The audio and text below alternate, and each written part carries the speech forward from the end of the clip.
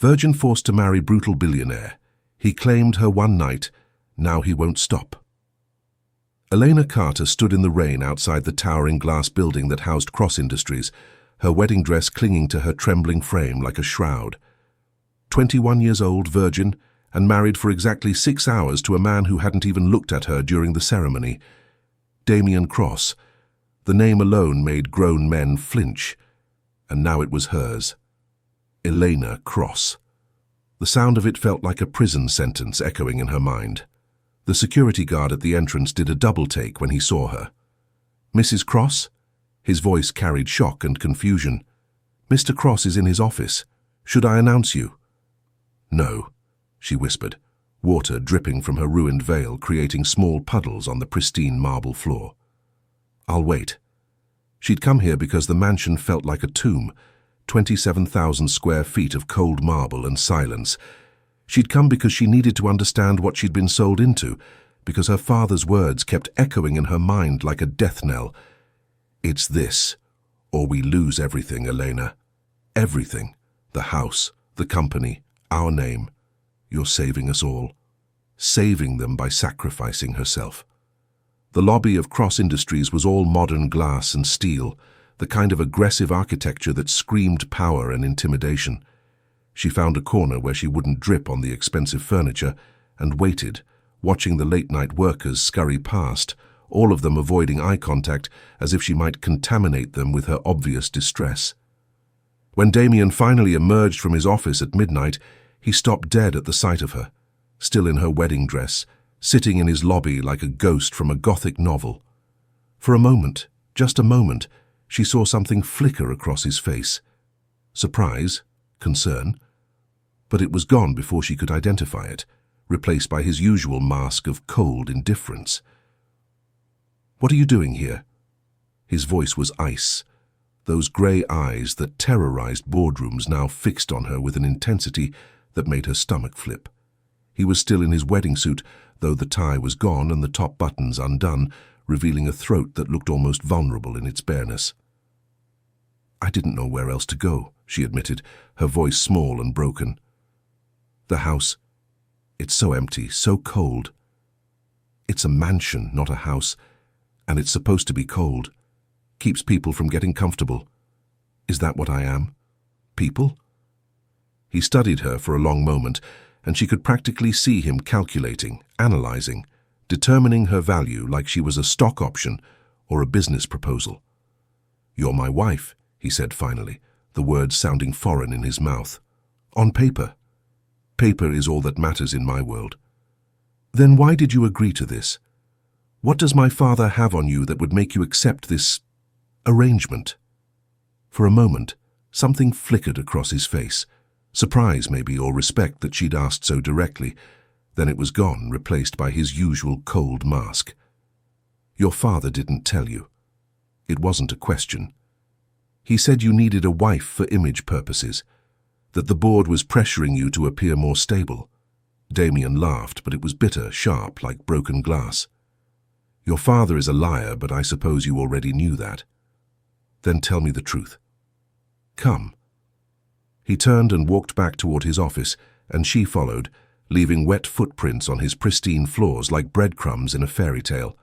His office was enormous, all windows and dark wood, with a view of Seattle that probably cost more than most people's houses. He poured himself whiskey from a crystal decanter, not offering her any. "Your father destroyed my family's company 15 years ago, he said, staring out at the city lights. "Betrayed my father's trust, stole contracts worth hundreds of millions, left us with nothing. I was 19, watching my father drink himself to death over the shame. He put a gun in his mouth on Christmas Eve. I found the body." Elena's blood ran cold. "I didn't know." "Of course you didn't. Robert Carter keeps his sins well hidden. Do you know what the last thing my father said to me was? 'I'm sorry, I'm too weak to fix this.' He thought he was weak. He wasn't weak. He was destroyed by your father. So marrying me was revenge. Yes. Having Robert Carter's precious daughter under my control, making him watch as I owned everything he loved, everything he valued. It was supposed to be poetic justice. So I'm just a pawn. You were supposed to be. Were, past tense. She caught it, filed it away, tried to understand what it meant. But here you are, he continued, finally turning to look at her, sitting in my office in a ruined wedding dress, looking like a drowned angel, and I don't know what to do with you. You could start by treating me like a human being instead of a possession. His eyes flashed dangerously. Careful, little wife. You don't know who you're dealing with. I know exactly who I'm dealing with. Damien Cross, the Iron Heart. The man who's crushed a dozen companies without blinking, who's never lost a negotiation, who's so cold that rumors say you had your emotions surgically removed. And yet you came here, alone, at night, to confront me. Because even iron hearts need someone to come home to. The silence that followed was deafening. She watched him process her words, saw the moment they hit their target. No one talked to Damien Cross like this. No one dared to suggest he might need anything or anyone. You know nothing about what I need, he said, but his voice had lost some of its edge. I know you haven't been home in 6 hours. I know you came straight here after our wedding. I know you're drinking whiskey alone in an empty office at midnight instead of being with your new wife. You're not my wife. You're a business transaction. Then why do you look so angry about it? He crossed the room in 3 strides, caging her against his desk with his arms. She could smell his cologne, something expensive and dark, mixed with whiskey and something uniquely him. This close, she could see the fine lines around his eyes, the tension in his jaw, the barely controlled fury in his gaze. You want to know why I'm angry? Because you were supposed to be broken, defeated. Robert Carter's daughter was supposed to be weak, pampered, easy to control. Instead, you're here, dripping on my Persian rug, challenging me like you have any right to make demands. I'm not making demands. I'm making observations. About my needs. About your loneliness. He froze. In all his 32 years, no one had ever called him lonely. Powerful, yes, ruthless, certainly, but lonely. Get out, he said, stepping back abruptly. Where? Back to your empty mansion. Back to my father's house where he's probably celebrating selling me like cattle. I don't care where you go. Yes, you do, that's why you're angry, because you care and you don't want to. Get out! She fled. But not before she saw it, the crack in his armor, the flash of something raw and wounded in those cold grey eyes. She took a taxi back to the mansion, using the credit card his assistant had given her, and found her designated wing of the house. It was beautiful, luxurious, and completely impersonal. Like a high-end hotel suite where she was a permanent guest. Her belongings had been moved in while she was at the wedding, what little she had. Her father had sold most of their valuable possessions to cover debts before resorting to selling her. She found her mother's jewelry box, the only thing of value she'd managed to hide, and opened it to find her mother's wedding ring. I'm sorry, Mum, she whispered to the empty room. You married for love. I was sold for debt. Her mother had died 5 years ago, cancer taking her slowly and painfully. Elena had watched her father change during those months, becoming harder, colder, more calculating. The medical bills had started their downfall, but his bad investments and gambling had accelerated it. And now, here she was, the final asset to be liquidated. She showered off the rain and the day, changed into simple pajamas, and crawled into the massive bed. It was too big, too soft, too everything. She felt like she was drowning in luxury while suffocating from isolation. Before we continue this intense story of obsession and unexpected love, drop a comment telling me where you're watching from, and if you're new here, hit that subscribe button and ring the notification bell so you never miss our emotional love stories. For 3 weeks after that night, Damien avoided her entirely. He left before she woke, returned after she slept, if he returned at all. The mansion had 50 rooms, and somehow they never crossed paths. Eleanor spent her days exploring the cold, perfect house, finding traces of him everywhere. An abandoned coffee cup still warm, a jacket thrown over a chair that would disappear by evening, the lingering scent of his cologne in hallways he'd passed through. She learned his routine from the staff, who seemed both curious and sympathetic about the new Mrs. Cross. Marcus, the butler who'd been with Damien for 10 years, mentioned that Mr. Cross hadn't eaten a proper meal at home in 2 years. "He works himself to death," Marcus said one morning, finding Eleanor in the kitchen attempting to cook. "Ever since his father passed, it's like he's trying to prove something to a ghost." "Maybe he is," Elena replied, successfully flipping an omelette. "Can you teach me his favorite foods?" Marcus raised an eyebrow. "Why would you want to know that?" "Because I'm his wife, even if he pretends I don't exist, and everyone needs to eat." The older man studied her for a moment, then nodded. "He likes simple things, though he'd never admit it. Steak, medium rare. Eggs over easy. His mother's butterscotch cookies, though he hasn't had those in 15 years. His mother's alive, remarried and living in France. They haven't spoken since the funeral. She blamed him for not saving his father. That's horrible. That's family, Mrs. Cross. It's rarely as pretty as the pictures suggest." Eleanor began cooking dinner every night, leaving it warming in the kitchen with a simple note. At first, the food went untouched. She'd find it in the trash the next morning. Her notes crumpled beside it. But she persisted, and after a week she started finding empty plates in the sink. The notes were still thrown away, but she noticed they were carefully folded first, as if someone had read them multiple times before discarding them. Her notes were simple things. "The sunset was beautiful today. You can see it from the third-floor library. Mrs. Chen taught me to make your favorite coffee. It's harder than it looks. I hope your meeting went well. The garden has roses blooming. Your groundskeeper says you planted them yourself." She never mentioned their encounter in his office, never pushed for more interaction. She was just present, a gentle constant in his carefully controlled world. Then came the night of the charity gala. Her belongings had been moved in while she was at the wedding, what little she had. Her father had sold most of their valuable possessions to cover debts before resorting to selling her. She found her mother's jewelry box, the only thing of value she'd managed to hide, and opened it to find her mother's wedding ring. "I'm sorry, Mom," she whispered to the empty room. "You married for love. I was sold for debt." Her mother had died 5 years ago, cancer taking her slowly and painfully. Elena had watched her father change during those months, becoming harder, colder, more calculating. The medical bills had started their downfall, but his bad investments and gambling had accelerated it. And now, here she was, the final asset to be liquidated. She showered off the rain and the day, changed into simple pajamas, and crawled into the massive bed. It was too big, too soft, too everything. She felt like she was drowning in luxury while suffocating from isolation.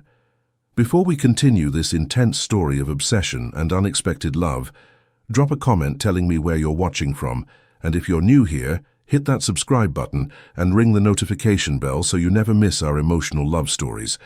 For 3 weeks after that night, Damien avoided her entirely.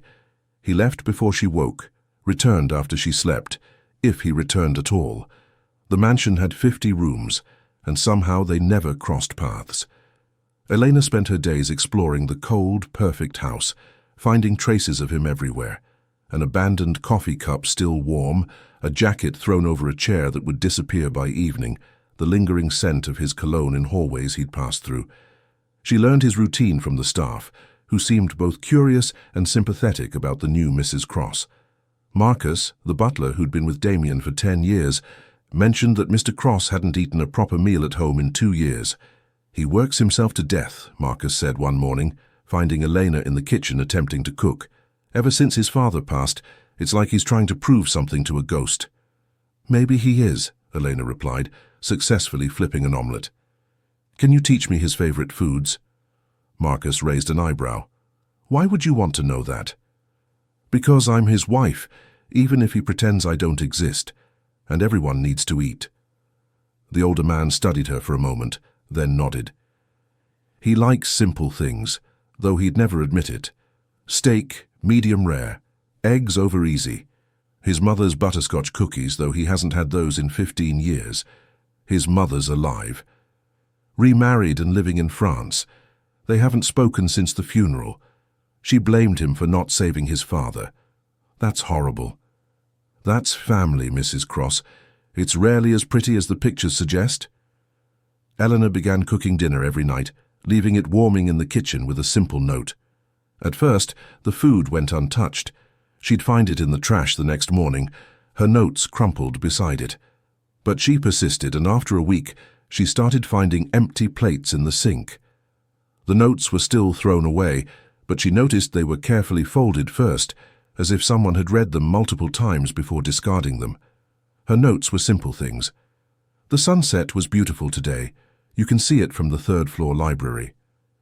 Mrs. Chen taught me to make your favorite coffee. It's harder than it looks. I hope your meeting went well. The garden has roses blooming. Your groundskeeper says you planted them yourself. She never mentioned their encounter in his office, never pushed for more interaction. She was just present, a gentle constant in his carefully controlled world. Then came the night of the charity gala. Elena was in the library reading when Marcus knocked. "Mrs. Cross, Mr. Cross requires your presence at tonight's Winterford charity gala. A car will arrive at 7. "He requires?" "Those were his words, ma'am." "Did he say anything else?" "Only that appropriate attire has been delivered to your room." The dress was stunning. Deep midnight blue silk that probably cost more than most people's cars. It fit perfectly, which meant he'd either guessed her size with uncanny accuracy or had someone find out. There were shoes to match, delicate jewelry that looked vintage, and a note in his harsh handwriting. "Don't embarrass me." She wanted to be angry at the coldness of it, but something about the fact that he'd written it himself, rather than having Marcus relay the message, felt significant. The car arrived exactly at 7. Damien was already inside, looking devastating in a tuxedo that emphasized his broad shoulders and lean frame. He didn't look at her when she entered, keeping his eyes on his phone. "You look appropriate," he said after a moment. Such high praise. "Would you prefer I lie and call you beautiful?" "I'd prefer you look at me when you speak to me." He did look then, and something flashed in his eyes, surprise maybe, or heat. His gaze traveled from her face down the dress and back up, slow and deliberate. "You'll do," he said finally, but his voice was rougher than before. "Your enthusiasm is overwhelming." "You want enthusiasm? Fine. You look beautiful enough that every man there will wonder what you're doing with me, and every woman will hate you for it. Is that what you wanted to hear?" "It's a start." The ghost of a smile tugged at his lips before he caught himself and returned to his phone. The gala was held at the Fairmont Olympic Hotel, Seattle's most prestigious venue. The moment they entered, Elena understood her role. She was a prop, an accessory to make him appear more human, more stable. The board members he'd mentioned were all there, watching them with calculating eyes. "Damien!" An older man approached, all false warmth and political smiles. "And this must be the mysterious Mrs. Cross." "Richard," Damien acknowledged. "This is Elena." "Elena! Richard Blackstone, chairman of my board." "A pleasure," Elena said, offering her hand. Richard kissed it rather than shaking it, his lips dry and lingering too long. "The pleasure is mine. We were beginning to think Damien had invented a wife, just to shut us up about his image. I'm very real, I assure you. And very beautiful. How did our cold-hearted CEO manage to capture you?" Before Elena could answer, Damien's arm came around her waist, pulling her against his side. "Persistence," he said, and there was warning in his voice that made Richard step back. The evening progressed in a blur of introductions and small talk. Eleanor played her part perfectly, smiling at the right moments, laughing at unfunny jokes, deflecting invasive questions with practiced grace. But she noticed things, how Damien's hand never left her waist, how he positioned himself between her and men who looked too long, how his jaw tightened every time someone asked about their whirlwind romance. Then Victoria Danes appeared. Elena knew who she was immediately. The predatory smile, the possessive way she looked at Damien, the dismissive glance she threw Elena's way. This was an ex-lover, maybe more. "Damien," Victoria purred, ignoring Elena entirely. "It's been too long." "Not long enough," Damien replied coldly. "Don't be like that. We had something special.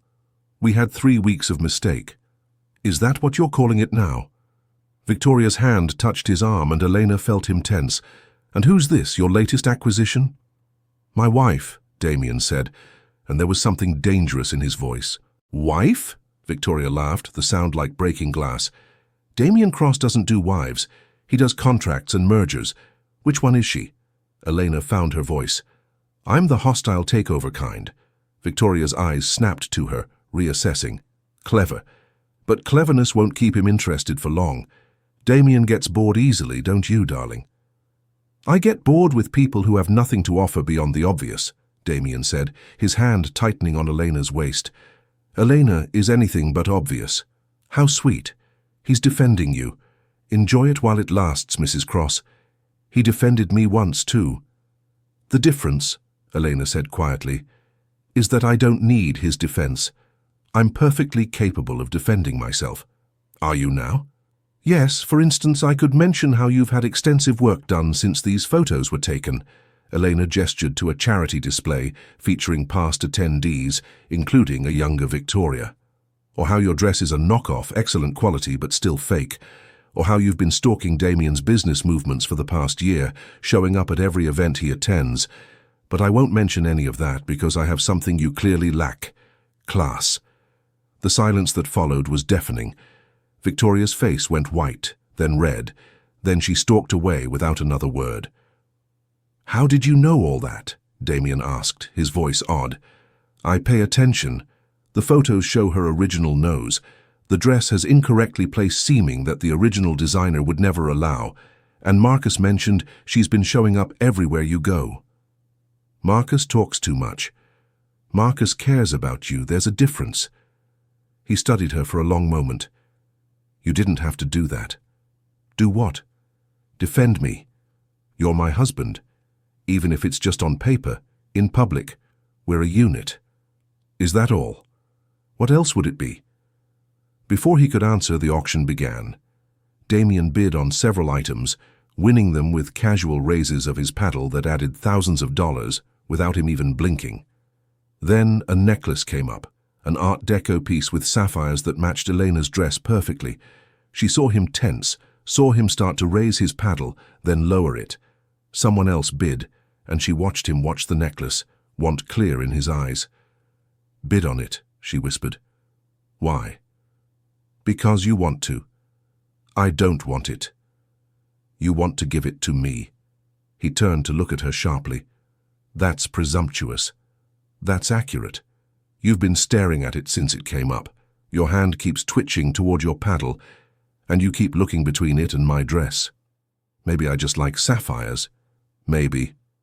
Or maybe you're human after all and want to give your wife a gift. He bid then, aggressively, overwhelming any competition until the necklace was his for a price that made Elena's stomach flip. Satisfied? He asked when the auctioneer moved on. Are you? I don't know yet. The necklace was delivered to their table immediately, and Damien took it from the box standing behind her chair. May I? She nodded, lifting her hair. His fingers brushed her neck as he fastened the clasp, and she shivered at the contact. In the mirror across from them, she could see his face, the intensity in his eyes, the way his hands lingered on her shoulders for just a moment too long. Beautiful, he said quietly, and she wasn't sure if he meant the necklace. The ride home from the gala was silent, but it was a different kind of silence than before. The air in the car felt charged, electric with things unsaid. Elena touched the necklace at her throat, still feeling the ghost of Damien's fingers on her skin. Thank you, she said finally, for the necklace. It's just jewelry. It's the first gift you've given me. I gave you a black credit card with no limit. It's just jewelry. It's the first gift you've given me. I gave you a black credit card with no limit. That's not a gift. That's a leash. He turned to look at her sharply. Is that how you see it? Isn't that how you meant it? A way to track what I buy, where I go, what I do? I meant it as freedom. Buy whatever you want. Go wherever you want. Within the cage of your mansion and your rules.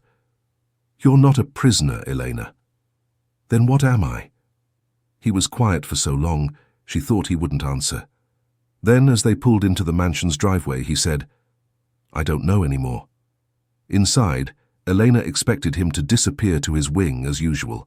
Instead, he followed her to the main staircase. Nightcap? He offered, gesturing toward his study. Surprised, she nodded.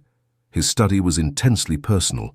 Dark wood, leather furniture, shelves lined with books that looked actually read rather than decorative.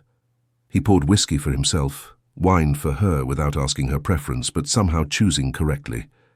"You handled yourself well tonight," he said, sitting across from her rather than behind his desk.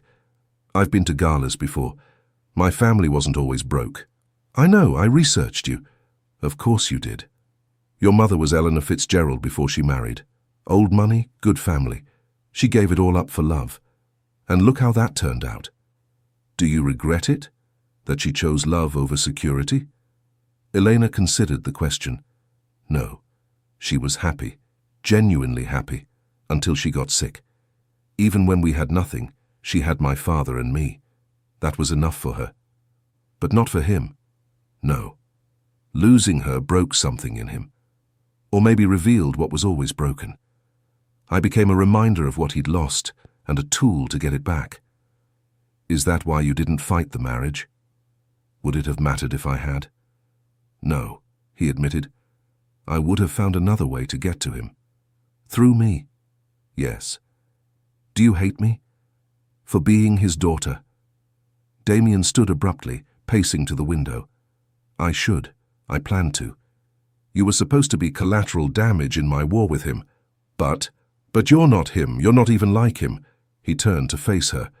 "You're infuriatingly kind. You cook dinner for a man who ignores you. You leave notes for someone who throws them away. You defend someone who bought you. You didn't buy me, you bought my father's debt. Semantics. Important ones. I'm here because my father is a coward, not because you're a monster." "I am a monster." "No. You're a man pretending to be one because it's easier than being human. You don't know me. I know you keep every note I write, even though you throw them away. I know you eat the dinners I cook when you think no one will notice. I know you planted roses in the garden yourself because your mother loved them. I know you send anonymous donations to your father's favorite charity every month. I know you haven't slept a full night in years because Marcus finds you in your study most mornings. Marcus really does talk too much. Marcus worries about you. So does Mrs. Chen. So does your entire staff. And you? Do you worry about me?" "Yes." The simple honesty of it seemed to shock him. "Why?" "Because you're drowning in your own success. Because you've built an empire on rage and have no idea what to do now that you've won. Because you're the loneliest person I've ever met, and I know what that feels like." "I'm not lonely. I'm focused." "On what? Destroying my father? You've already done that. He's broken, desperate, selling his own daughter. What more could you take from him? Everything. And then what? When he has nothing left, when you've completed your revenge, what then?" "I don't know," he admitted, and for the first time he sounded lost. Helena stood, moving closer to him. "Can I tell you a secret?" "What?" "My father told me about your father, about what happened. He was drunk the night before the wedding. He laughed about it, said William Cross was weak, that he deserved what happened for trusting the wrong person." Damien's entire body went rigid. "He laughed? He said you were just like your father, weak. That's why he agreed to this marriage. He thinks he can manipulate you through me, play on your emotions, make you weak." "I don't have emotions to play on." "Yes, you do. You're full of them. Rage, pain, loneliness, desire. You just have buried them under ice. And you think you can melt that ice?" "I think it's already melting. That's why you're angry all the time. The ice is cracking and you don't know how to stop it." He grabbed her then, pulling her against him, his hands gripping her arms. "You don't know what you're playing with." "Then tell me. Explain why you look at me like I'm both your salvation and your damnation." "Because you are. You're everything I didn't want to want. You're the weakness your father hoped to exploit. Except instead of making me weak, you're making me... What? Real. Human. Everything I've spent 13 years trying not to be. Is that such a bad thing?" "Yes. Because humans feel pain. Humans can be hurt. Humans can lose things that matter. Humans can also love. Love is a luxury I can't afford. Love isn't a luxury, it's a necessity. Even iron hearts need it. Stop calling me that." Then stop pretending to be one. He kissed her then, and it was nothing like she'd imagined her first kiss would be. It was desperate, hungry, 13 years of suppressed emotion poured into one moment of connection. His hands tangled in her hair, ruining the elaborate style from the gala. Her arms wrapped around his neck, holding on as if he might disappear. When they broke apart, both were breathing hard. "That was a mistake," he said, but he didn't let go. "Why?" "Because now I know what you taste like. Now I want more." "Then take more." "Elena, I'm your wife. Maybe it's arranged. Maybe it's for revenge, but I'm here. I'm real, and I'm not afraid of you. You should be." "Why? What's the worst you could do? Ignore me? You already do that. Use me?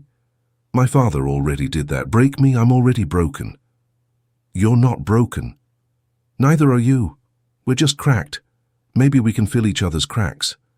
That's either profound or ridiculous. It's both. Most true things are. He kissed her again, slower this time, and she could taste his whiskey, feel his control slipping. When his hands started to roam, when she felt herself being pressed back against his desk, she pulled away. "Not like this," she said. "Why?"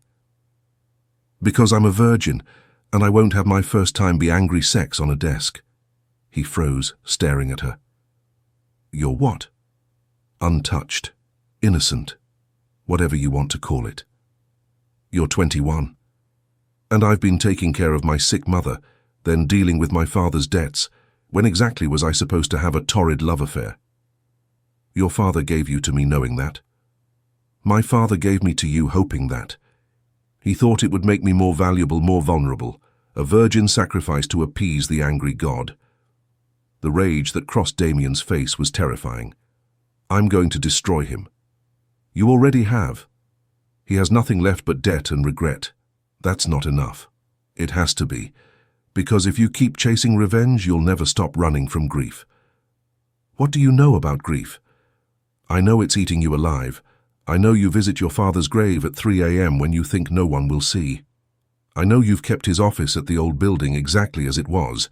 I know you blame yourself for not saving him." "How could you possibly know that?" "Because I blame myself for not saving my mother.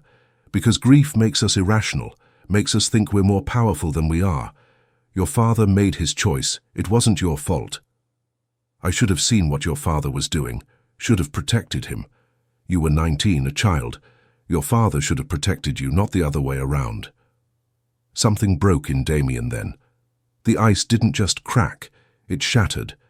He sank into his chair, head in his hands, and for the first time in 13 years he cried. Not the pretty tears of movies, but raw, ugly sobs that shook his entire body. Elena didn't hesitate. She went to him, pulling his head against her stomach, holding him while he fell apart. She didn't try to stop him or comfort him with empty words. She just held him, letting 13 years of suppressed grief pour out. When the sobs finally stopped, he pulled her into his lap, hiding his face in her neck. "I'm sorry," he whispered. "Don't be. This isn't what you signed up for." "I didn't sign up for anything.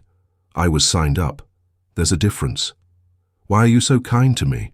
Because underneath all that ice and armor, you're just a man who lost his father and never learned how to grieve. Because you're my husband, even if neither of us chose it. Because maybe, just maybe, we can save each other." He pulled back to look at her, his eyes red, but clearer than she'd ever seen them. "I don't know how to be saved.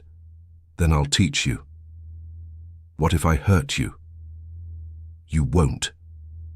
"How can you be sure?" "Because you could have already. You could have taken what you wanted that first night, could have treated me like property, could have been the monster everyone thinks you are, but you didn't. You've maintained distance, given me space, respected boundaries even while you owned the contract of my existence. That's basic human decency. Which proves you're human and decent." He laughed, the sound rough from crying. "No one's called me decent in years." "Then they haven't been paying attention. Or you're biased. Maybe. Or maybe I see you clearly because I'm not afraid of you. Everyone's afraid of me. I'm not everyone. No, he agreed, his hand coming up to cup her face. You're definitely not. This kiss was different, soft, tentative, question and answer all at once. When it ended, he rested his forehead against hers. Stay with me tonight, he said. Damien, just sleep. I need to not be alone tonight. She understood that need, the bone-deep loneliness that threatened to swallow you whole. Okay. His bedroom was exactly what she expected. Masculine, dark, expensive, and completely impersonal. No photos, no mementos, nothing that suggested a life beyond work. He gave her one of his shirts to sleep in, and she changed in his bathroom, staring at herself in the mirror. Was she really about to share a bed with the man who'd essentially bought her? When she came out, he was already in bed, looking vulnerable in a way that twisted her heart. She climbed in beside him, maintaining distance until he reached for her, pulling her against him. Is this okay? He asked. Yes. They lay in silence, her head on his chest, listening to his heartbeat. She thought he'd fallen asleep when he spoke again. I dream about him, my father. He asks why I couldn't save him. What do you tell him? Nothing. I can never speak in the dreams. If you could, what would you say? That I tried, that I've spent 13 years trying, that I built an empire on his ashes, but it didn't bring him back. He wouldn't want you to bring him back. He'd want you to live. I don't know how to live. I only know how to survive and conquer. Then I'll teach you that too. Why would you do that? Because you're teaching me too. What could I possibly teach you? That I'm worth more than my father's debt, that I have value beyond being a bargaining chip, that someone might actually choose me for me, not for what I represent. I didn't choose you. No, but you're choosing to see me now, to talk to me, to let me in. You're very persistent. I learned from my mother. She said the best things in life require patience and persistence. What if I'm not worth the patience? What if you are? He tightened his arms around her. Don't leave. I won't.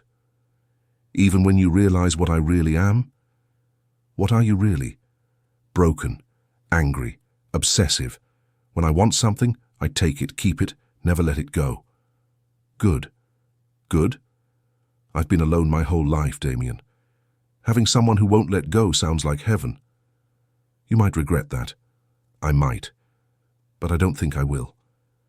They fell asleep like that, tangled together, two broken people finding comfort in shared damage. When Elena woke in the morning, Damien was watching her, his expression soft in the early light. You stayed, he said, wonder in his voice. I promised I would. People don't usually keep promises to me. I'm not people, remember? No, you're my wife. Is that what I am now, not just a business transaction? You were never just a business transaction. Even when I wanted you to be, you were already more. When did that change?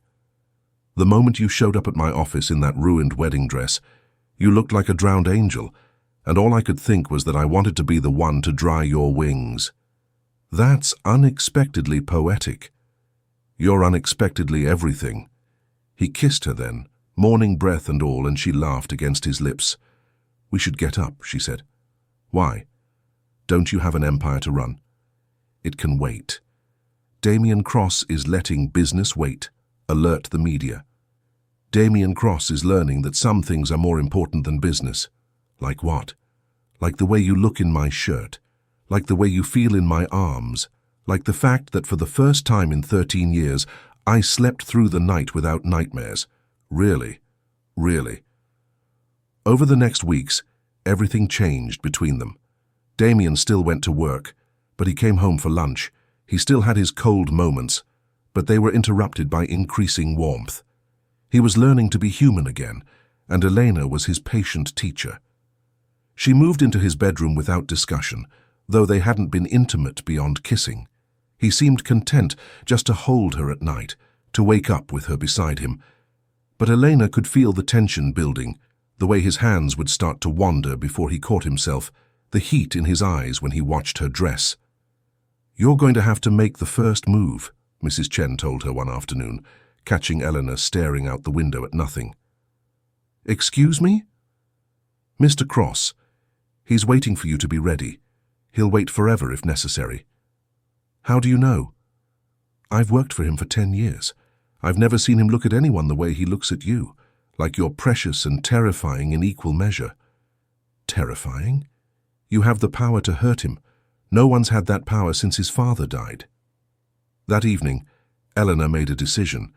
She cooked dinner herself, steak, medium rare, the way Marcus had taught her. She wore the red dress she'd found in the closet Damien had filled for her, the one that made her feel powerful rather than just pretty. She set the dining room table properly for the first time since she'd arrived, with candles and the good china.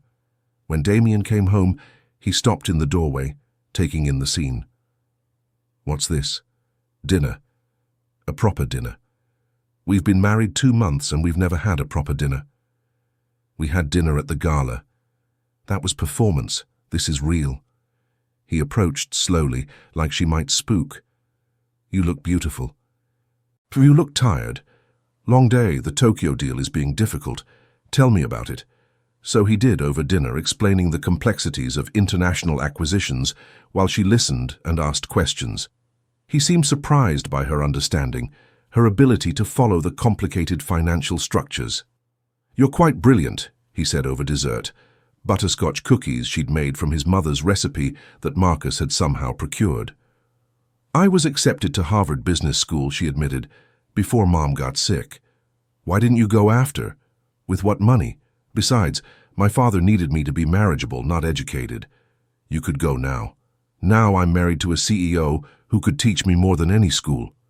Is that a request? Would you? Teach me. Teach you what? Everything.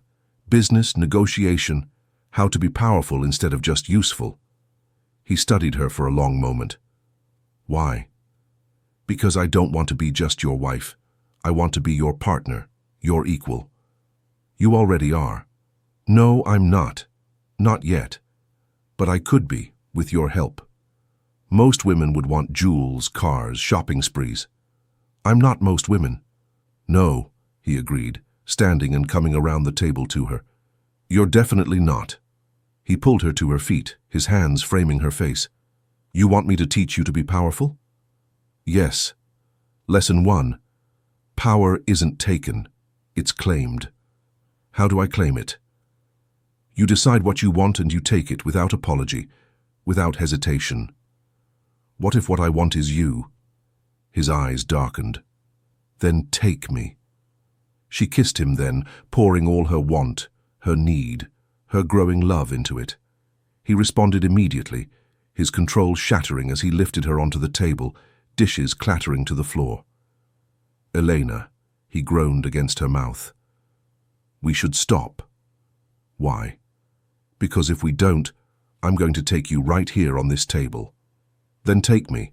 You deserve better than... I deserve what I choose, and I choose you, here, now. He pulled back to look at her, his eyes searching. You're sure? I've never been more sure of anything in my life. What followed was a careful destruction of boundaries. Damien was exactly as he'd warned, intense, possessive, consuming.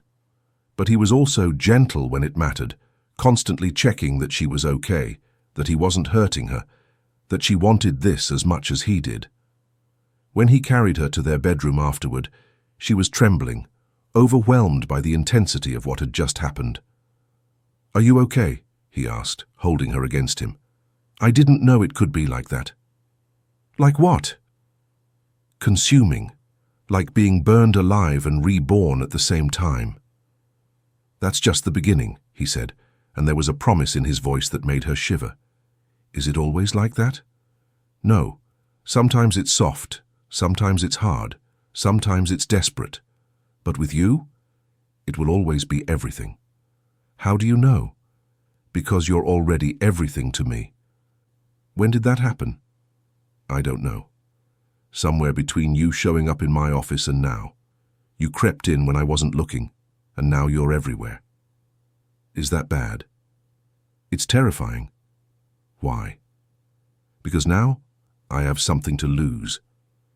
She turned in his arms to face him. You're not going to lose me. You can't know that. I can promise it. Promises can be broken. Not mine. I keep my promises, remember. He kissed her then, slow and deep. I'm going to become completely obsessed with you. Become? I think you already are. This is nothing compared to what's coming. Should I be scared? Probably. But you won't be. You're too brave for your own good. She was about to respond when his phone rang. He ignored it, but it rang again and again. You should answer that, she said. He did, his expression darkening immediately. When? Is she okay? I'll be right there. What's wrong? Your father, he's in the hospital. Heart attack.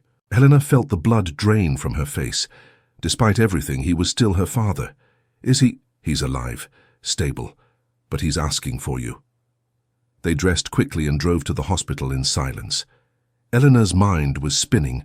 Her father, the man who'd sold her, who'd laughed about destroying Damien's father, was possibly dying. At the hospital, they found Robert Carter looking small and fragile in the hospital bed, nothing like the man who'd traded his daughter for debt relief. Elena, he wheezed when he saw her. You came. Of course I came. Even after everything? You're still my father. His eyes moved to Damien, standing protectively behind her. Mr. Cross. Carter. Taking care of my daughter. Your daughter takes care of herself. I just have the privilege of watching. Robert's laugh turned into a cough. She always was stronger than me, like her mother. Don't talk, Elena said. Save your strength. For what? I'm dying, Elena. The doctors are just too polite to say it clearly. You don't know that. I do. And I need to say something before it's too late. He looked at Damien again. I'm sorry. About your father. I was young and ambitious and stupid. I destroyed a good man for money, and I've regretted it every day since. Regret doesn't bring him back, Damien said coldly. No, but maybe it can save you from my fate. Don't let revenge consume your whole life like I let greed consume mine. You're hardly in a position to give advice. No, but I'm in a position to beg. Take care of her. Not because of the contract, not because of the debt, but because she's the only good thing I ever had a part in creating. I don't need you to tell me to take care of my wife. No, you need me to free you from the obligation. The debt is paid, Mr. Cross. Whatever you think I owe you, consider it paid. Just be happy. Both of you. Be what her mother and I should have been. What your parents could have been if I hadn't interfered. He closed his eyes, the machines beeping steadily. Eleanor sat beside the bed, taking his hand, despite everything he'd done. I forgive you, she whispered. You shouldn't. But I do. For selling me. For laughing about William Cross. For all of it. I forgive you. Why? Because holding on to anger is drinking poison and expecting the other person to die. Because forgiveness is for me, not you. Because despite everything, you're my father, and I love you. Robert Carter cried then, the tears of a man who'd finally understood what he'd lost in pursuit of what he'd wanted.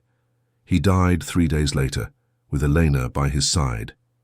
Damien handled all the arrangements, paid for everything despite Elena's protests. He was right about one thing, Damien said after the funeral, standing in the rain at the cemetery. The debt is paid. So what happens now, without revenge driving you? I don't know. I've been running on rage for so long I don't know how to stop. Then don't stop. Just change direction. Run toward something instead of away from something. Toward what? Toward me. Toward us. Toward the life we could build together. What kind of life? Any kind we want. We're free now, Damien, both of us. Free from our father's mistakes, from the past, from the contracts that bound us. We're still married. By choice now. I choose to stay married to you. Do you choose to stay married to me? That's not even a question. Then answer it anyway.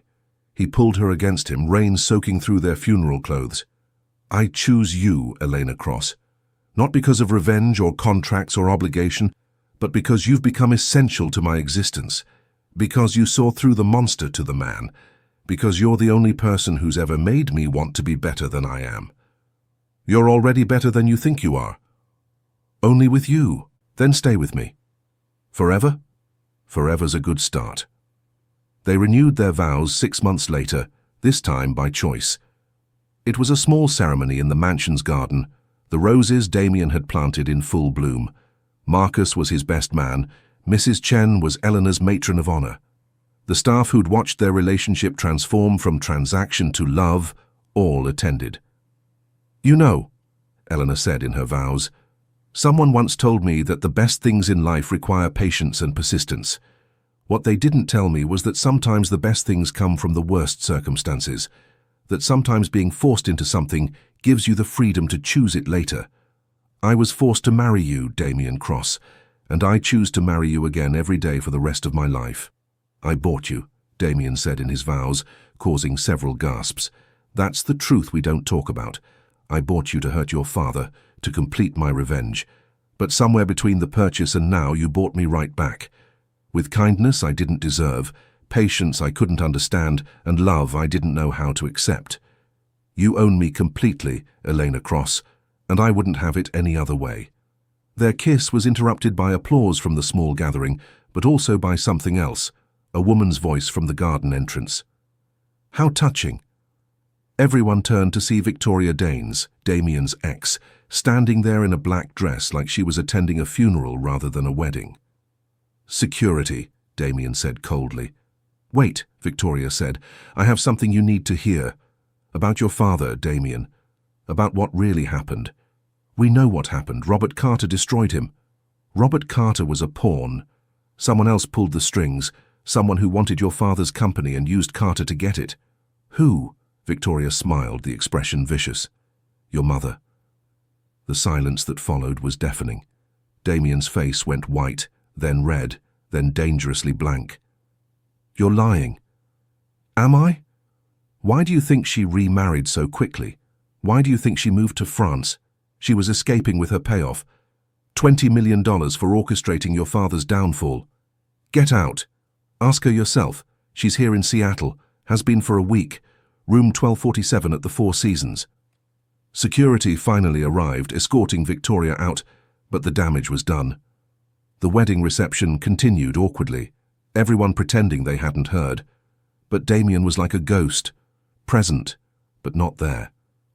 That night in their bedroom, he finally spoke. I have to know. I know. Will you come with me? Of course. The next morning, they stood outside room 1247. Damien knocked, and when the door opened, Elena saw an older version of her husband, same grey eyes, same sharp features, but worn down by years of guilt. Damien, his mother breathed. How did you... Is it true? She didn't need to ask what he meant. The guilt on her face was answer enough. Let me explain. Explain how you killed my father, how you used Robert Carter to destroy him, how you took $20 million as payment for murdering your own husband. It wasn't like that. Then how was it?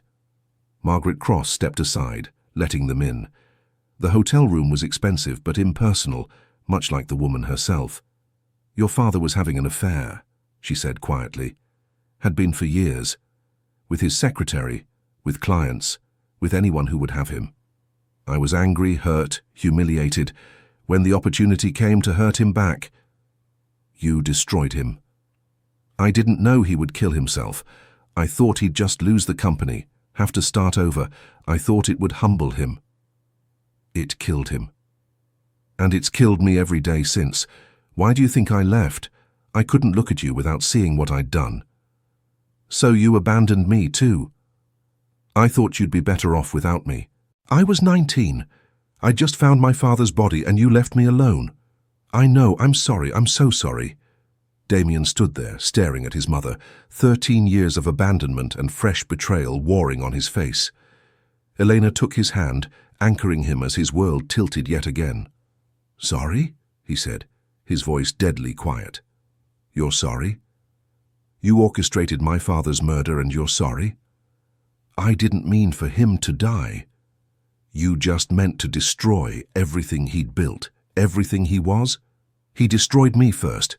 20 years of affairs, of humiliation, of pretending not to know when everyone else did. 20 years of being the perfect wife while he...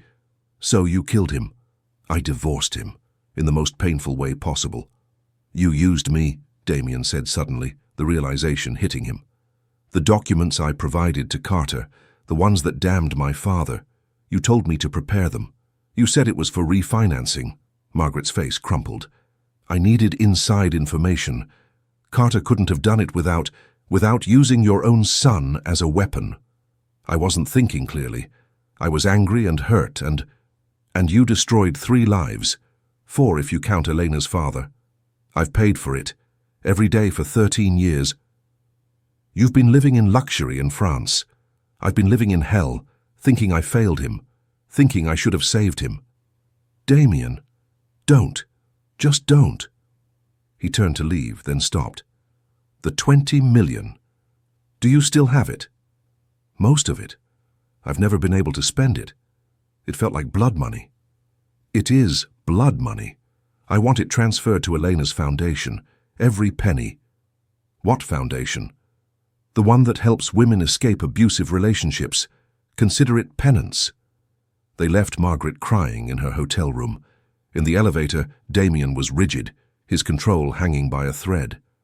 Say something, Elena pleaded. What is there to say? Every person I've ever loved has betrayed me. My mother, my father with his weakness, you. I haven't betrayed you. Yet. Ever. You can't know that. I can promise it. My mother promised to love, honor, and obey my father. Look how that turned out. I'm not your mother. No, you're Robert Carter's daughter. The words hit like a slap. Elena stepped back, hurt flashing across her face. Is that what I am to you? Still just Robert Carter's daughter? I don't know what you are anymore. I'm your wife, the woman who chose you despite everything. You didn't choose me. You were forced. I chose you yesterday at our second wedding. I chose you this morning when I came with you to confront your mother. I choose you now, even when you're being cruel, because you're in pain. I'm not being cruel. You are. You're pushing me away, because that's easier than dealing with the fact that your mother is just as human and flawed as everyone else. She killed my father. Your father killed himself. She was just one of the reasons. How can you defend her? I'm not defending her. What she did was wrong.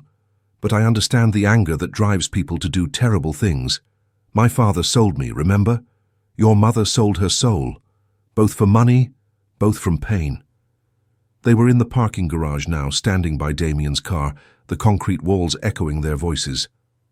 I can't do this, Damien said suddenly. Can't do what? Any of it. Feel this much? Need you this much? I was better off frozen. No, you weren't. You were dying slowly instead of living messily. At least dying didn't hurt. Everything worth doing hurts. Love hurts. Growth hurts. Life hurts. Then why do it? Because the alternative is being the walking dead. Is that what you want? To go back to being the Iron Heart? Yes. Liar. Eleanor. You're lying to yourself if you think you can go back. You've thawed, Damien. You can't refreeze. It doesn't work that way. Watch me. He got in the car, and for a moment Elena thought he might leave her there. Then he leaned over, opening her door. Get in. Are you going to talk to me or just brood? I'm going to take you home.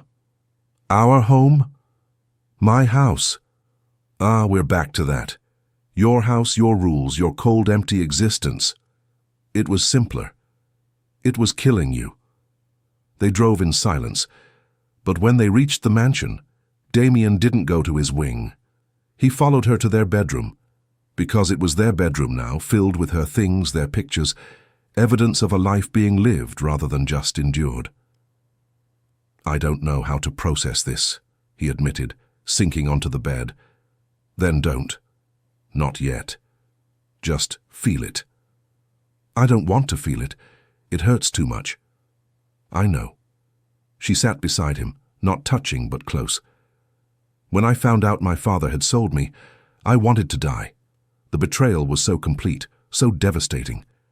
But then I met you, and even though the circumstances were horrible, Something good came from it.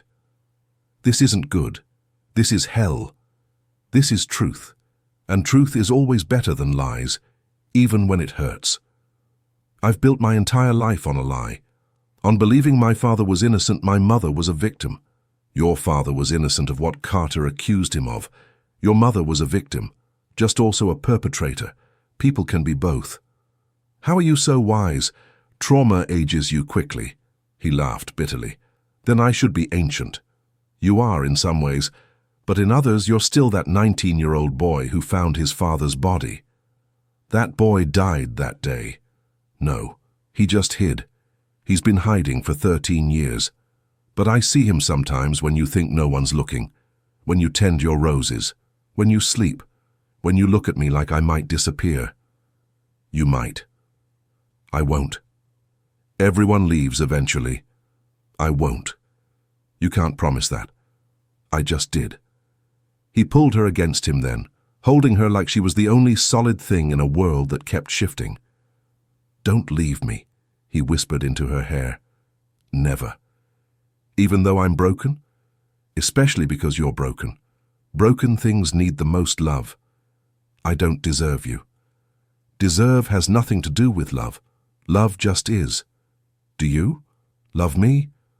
More every day. Even now, knowing my mother is a murderer? She's not a murderer. She's a woman who made a terrible choice from a place of terrible pain. That's a generous interpretation. Or an honest one. People are complex, Damien. Your mother loved your father enough to marry him, have you? Stay for 20 years despite his affairs. That same love turned to hate when it was betrayed enough. She's not a monster. She's human. I don't want her to be human. I want her to be the villain so I can hate her cleanly. Like you wanted to hate me. I never wanted to hate you. I tried, but from that first night you made it impossible. How? By being kind when you had every reason to be cruel, by seeing me as lonely instead of powerful, by refusing to be what I expected. Your mother is refusing to be what you expected too. That's different. Is it? Or is it just harder because you loved her first? Damien was quiet for a long moment. She left me. After everything, she left me alone. And that's what you can't forgive. Not the betrayal of your father, but the abandonment of you. I was 19. I had no one. You had yourself, and you built an empire. An empire of ice. Which I melted. Which you melted, he agreed, turning to look at her. How did you do that? One dinner at a time, one note at a time, one kiss at a time. It shouldn't have worked. But it did. Why? Because we're the same kind of broken, the kind that fits together. He kissed her then, desperate and hungry, like he was trying to crawl inside her skin and hide from the world. Make me forget, he said against her lips. Just for tonight, make me forget everything except you. She did. She loved him with her body when words weren't enough, held him when he shook apart, whispered promises in the darkness that she meant with every fiber of her being. And when morning came, the world was still broken, but they were still together, and somehow that was enough. Over the next weeks, Damien threw himself into work with a vengeance. He was building something new, he said, something that wasn't founded on revenge or pain. Elena watched him remake his empire, pivoting from destruction to creation, from taking companies apart to building them up. You're different, Richard Blackstone observed at a board meeting Elena now attended as Damien's advisor. Softer. Softer? Damien's voice held warning.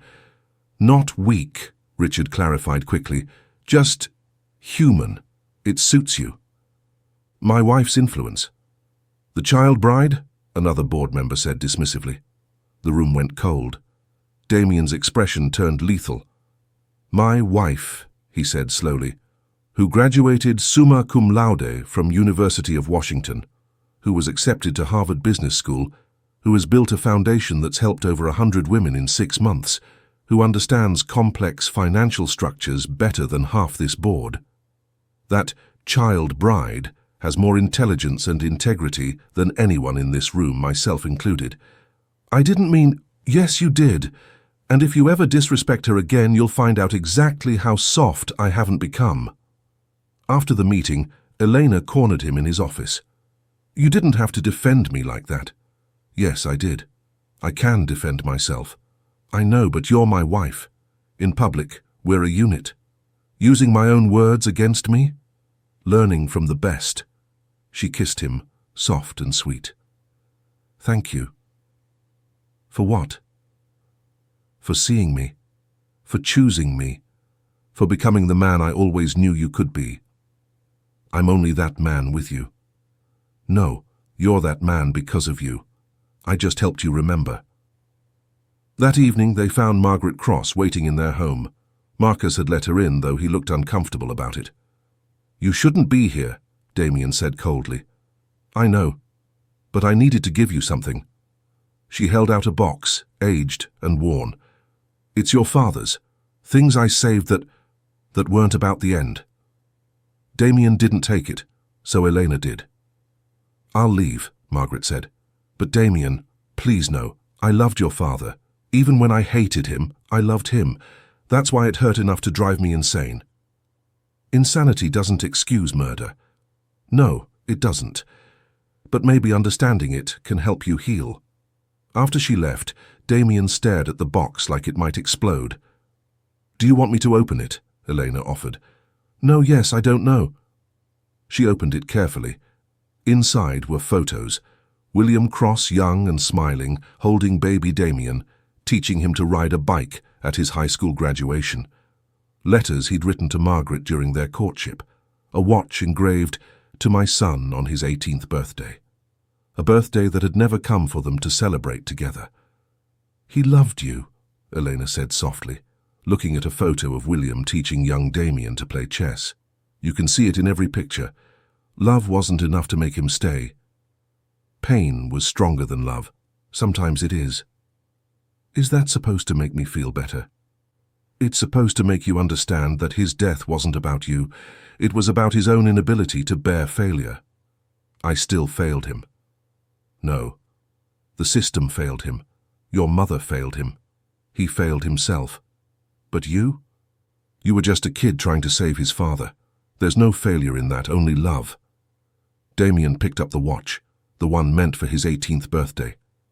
He bought this before everything fell apart, before Carter, before the betrayal, when he still had hope.